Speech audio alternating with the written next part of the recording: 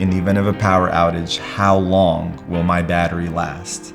The answer is as long as your span tells you. Winter Storm Yuri left 4 million Texans without power.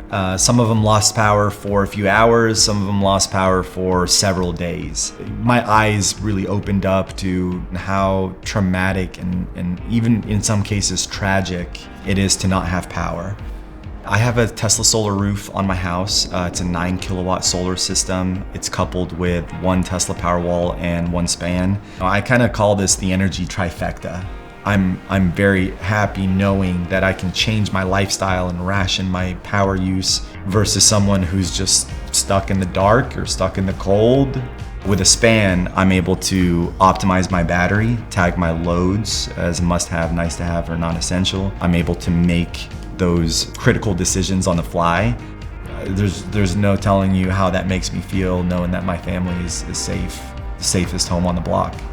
I've had span in my house for about 2 years now, and then recently just installed the span drive. The fact that it pairs with the span electric panel gives you a whole lot more flexibility. I want to make sure all of my car's electrons, whatever is refilling that battery pack is being refilled with renewable energy. And span drive gives you the ability to do that.